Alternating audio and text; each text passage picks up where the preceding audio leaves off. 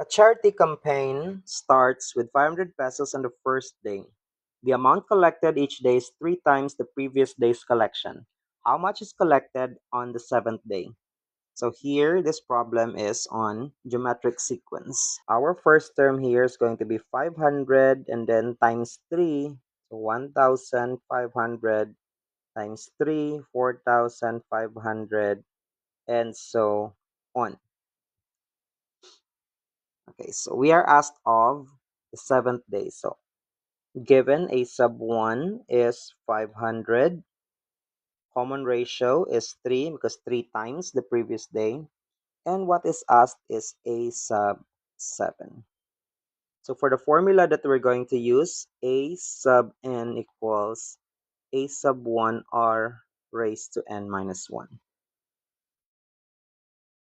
So for a sub 7, that's a sub 1, 500 times common ratio 3, n is 7, because that is a sub 7, 7 minus 1. So a sub 7 is 500. Don't forget that you have to do exponent here first. So don't multiply 503 first. First do the power of 3. 7 minus 1 is 6. 3 to the 6 is 3 times 3. 3, 9, 27, 81, 243 times 3, 729.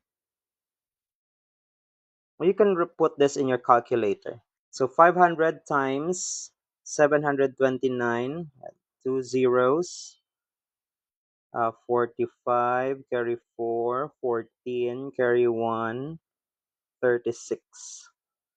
So that's 364,500.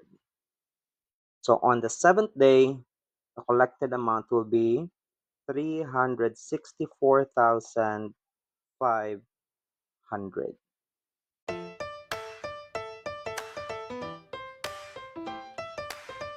Thank you for watching. Comment, like, and subscribe. Bye!